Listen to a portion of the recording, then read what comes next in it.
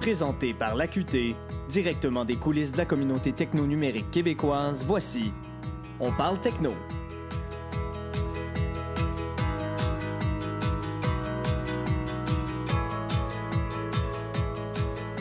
Bonjour tout le monde et bienvenue à cette nouvelle édition d'On parle techno. Aujourd'hui, nous discutons des solutions techno pour le commerce de détail. Pour ce faire, nous recevons Jean Drouin, président et fondateur de Chayo, et Éric Turcotte, spécialiste des solutions numériques chez Chayo. Bonjour à vous deux. Bonjour Marc. Quelques mots de présentation. Jean Drouin, puis je vais me permettre de dire Jean parce que ça fait quelques fois qu'on se rencontre. Tu as créé la compagnie Chayo en 2006, puis tu réalisais à ce moment-là un grand rêve de jeunesse. Tu étais un conseiller senior reconnu pour la qualité de tes pratiques et tu travaillais sur d'importants projets de plan d'informatisation du réseau de la santé. Chayo compte aujourd'hui plus de 110 employés et sous-traitants répartis dans 3 départements. Développement web, accessibilité du web et studio numérique. Jean, tu t'impliques aussi depuis toujours dans les projets de transformation numérique de ta clientèle, en plus d'agir comme PDG. Éric, j'ai cru comprendre que tu étais un passionné de marketing numérique. Ça fait plus de 10 ans là, que tu as de l'expérience en e-commerce, développement d'applications web et mobiles hautement performantes. Et tu te démarques par ta curiosité et ton esprit entrepreneurial. Tu approches chaque projet avec une vision des affaires qui te permet de mieux comprendre l'univers du client et tu saisis bien les enjeux qui permettent de planifier de la stratégie adéquate pour le produit numérique proposé. Question générale pour vous deux, puis peut-être qu'on commencera par toi, Jean, là, au-delà de présenter Chayo, comment se porte le commerce de détail à l'ère technologique, puis qu'est-ce qui a changé au cours des années et en quoi les solutions techno sont maintenant indispensables pour faire évoluer le commerce? Tout d'abord, merci Marc, puis merci à l'OQT de nous offrir l'opportunité de parler de Chayo puis de parler d'Adio Commerce. La question que tu viens de me poser, Marc, je vais laisser Éric répondre, mais je dirais qu'Adio Commerce, dans notre département de studio numérique, c'est un élément clé là, du département puis de la stratégie d'affaires qu'on a. C'est une solution qui est adaptée, qui vient s'adapter à des entreprises qui ont des processus matures.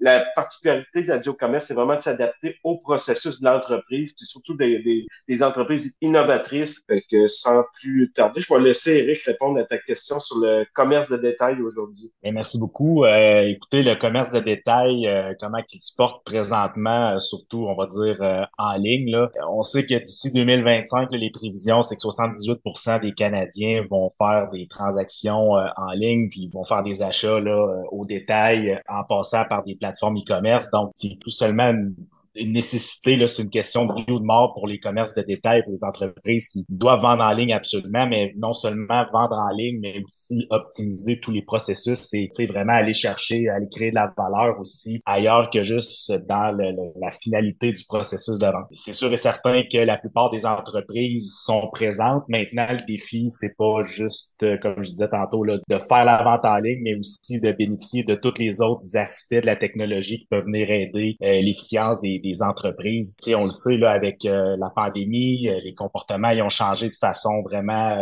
rapidement, là, puis ça a été un choc aussi pour certaines entreprises qui se disaient peut-être c'est pas nécessairement grave encore si on n'est pas présent sur le web, si on ne s'occupe pas trop de notre site web ou notre plateforme e-commerce, c'est pas encore quelque chose qui est trop grave, mais avec la pandémie, ça a vraiment été un réveil des fois qui a été brutal pour certains qui portaient pas attention à ça et tout ça. Donc, c'est sûr que ceux qui ont mis un petit peu plus d'investissement puis ont mis un petit peu plus d'efforts dans leur stratégie numérique, ben ils ont été capables là, de bien se porter quand même, puis même que maintenant ça l'a ouvert pour certains des nouveaux marchés ou des nouvelles opportunités d'affaires. Ben parle-nous donc un peu plus d'Adio, là, la solution, votre solution de commerce en ligne. Souvent, vous le présentez comme la pierre angulaire de votre stratégie là, et ça semble fonctionner. Qu'est-ce que ça apporte dans la vie d'un détaillant ou d'un commerçant? Là? Comment vous travaillez avec eux avec ça, concrètement? Dans le fond, Adio Commerce, là, c'est une plateforme qui a été conçue pour venir pallier à différents manques dans toutes les plateformes en boîte, si je pourrais dire ça comme ça, qui étaient existantes sur le marché. Quand on approchait des clients ou que les clients nous approchaient, souvent, il y avait toujours le même paradigme. Là. On adapte notre entreprise à une plateforme, puis on vit avec ça. Tandis que nous, ce qu'on voulait faire, c'était vraiment du e-commerce sans compromis. Vous avez des processus, ben nous, avec notre approche personnalisée, on a développé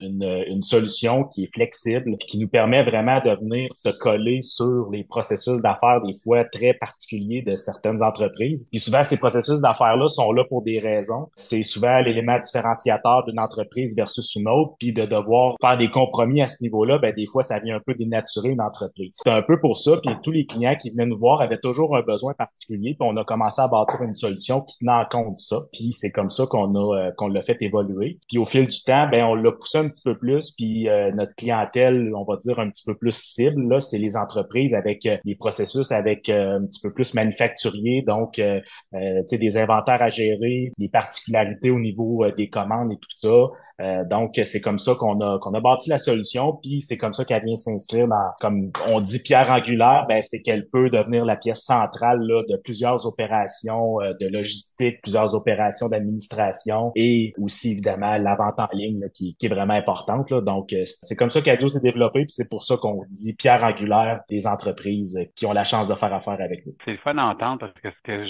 ce que je comprends, c'est que vous avez, au lieu de dire à tout le monde, ben, votre solution, elle va cadrer dans ce que nous, on a à offrir, ben, vous avez un produit qui peut répondre aux enjeux ou aux particularités de chacun. Puis dans le commerce de détail, ben, c'est important parce qu'ils sont pas tous one size fits all, comme on dit là, en bon anglais. Vous avez sûrement entendu parler de beaux projets, là, à l'AQT, Mon commerce en ligne, qui, en collaboration avec l'École des entrepreneurs, a pris son envol il y a quelques 18 mois maintenant déjà. Commerce en ligne offre une plateforme pour gérer l'accompagnement des détaillants. Puis j'ai vu aussi que Chayo était un des partenaires de Mon commerce en ligne via notre plateforme de fournisseurs technologiques. Hello Darwin, avez-vous des belles histoires à nous raconter, des contrats qui se sont concrétisés, là, sans dévoiler qui ou quoi, mais quand même juste pour démontrer comment la synergie peut être bonne quand on a un marché ciblé comme celui-là? En fait, on n'a pas précisément eu de nouveaux clients directement par l'offre de Hello Darwin, mais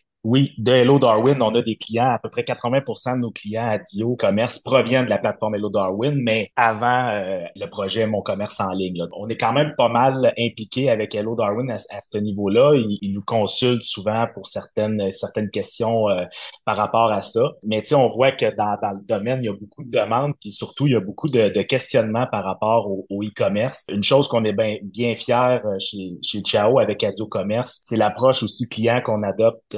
On vient vraiment se positionner un peu comme des pédagogues. On vient aider les gens à mieux comprendre, mieux les accompagner, les aiguiller vers les bonnes solutions. On est fiers un petit peu de participer à l'effort entrepreneurial des entreprises de détail là, qui veulent vendre en ligne et tout ça. Puis on trouve ça super important là, de leur amener pas juste quelque chose de technologique, mais de leur amener aussi un accompagnement alentour de ça qui va les aider à mieux comprendre, à mieux faire des stratégies. On offre aussi le service d'audit numérique qui permet justement de faire une bonne photo des opérations des entreprises, puis de voir où est-ce qu'on peut intervenir et améliorer tout ça. Donc, c'est le fun qu'il y ait des initiatives comme ça qui sont faites par Mon commerce en ligne, puis ça s'inscrit dans notre mission puis dans nos valeurs. Donc, c'est sûr et certain si on peut participer, on le fait. Tant mieux s'il y a des clients qui nous seront référés par ce programme-là. On est content que ça existe, on est content qu'il y ait d'autres entreprises qui croient comme nous au e-commerce, mais pas juste à la technologie, mais aussi à l'accompagnement par l'encadrement des entreprises. C'est un bon point, Eric, parce que le parcours, effectivement, là, n'est pas juste une question de technologie, mais bien d'accompagnement puis du support à la transformation numérique du détaillant. Évidemment, Adio s'adresse quand même à une clientèle, comme vous l'avez dit depuis le début, plus mature. Puis la cible principale de Mon commerce en ligne, ben, c'est les détaillants de 5 à 100 employés avec 1 à 5 succursales. Fait que c'est peut-être pas eux autres qui vont être les premiers à sauter, mais ils seront prêts quand ils vont être rendus là à vous faire signe. Comment vous l'entrevoyez, l'avenir du commerce de détail dans ce contexte de transformation numérique?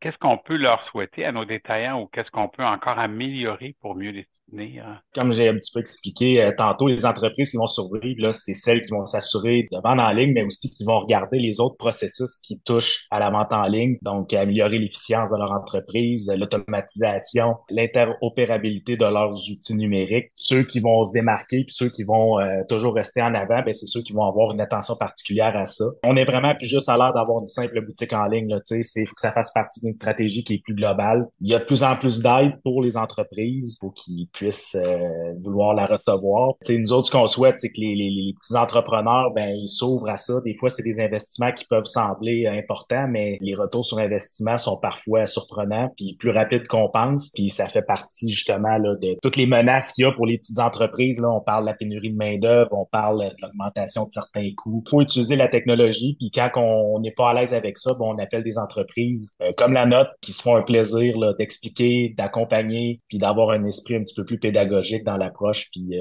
ça va nous faire plaisir d'orienter ces gens-là. Ce que j'entends, d'un, c'est pas une question de choix, faut aller vers le en ligne rapidement, c'est une question de survie. Deuxièmement, faut que ça fasse partie intégrante de ta stratégie de croissance ou d'évolution, sinon, ben, ça va être un coup d'épée dans l'eau, puis ça sera pas structuré dans ton nouveau modèle d'affaires. Puis il existe des panoplies de solutions, puis tout peut ne pas être fait en même temps, mais ça prend une stratégie puis un plan pour qu'à terme, on soit efficace, qu'on reste en vie, puis qu'on prenne notre place dans cette bel univers. C'est un bon résumé, ça? Tout à fait. Puis on sent aussi que les entrepreneurs sont rendus là. Et ils croient, c'est plus vu comme un investissement, c'est vu plus comme la façon de faire. Là. Il y a beaucoup d'avenir dans le commerce de détail. Merci. C'est pas mettre fin à notre bel entretien. Je vous remercie beaucoup pour cette discussion enrichissante. Jean Drouin, Éric Turcotte, merci. À vous qui nous écoutez, n'hésitez pas à partager ce podcast et à nous dire ce que vous en avez pensé sur nos réseaux sociaux. Abonnez-vous à nos communications pour ne rien manquer de la programmation et des activités offertes par l'AQT et pour y retrouver les nouvelles marquantes de l'industrie. On se retrouve bientôt pour une nouvelle édition de On parle techno.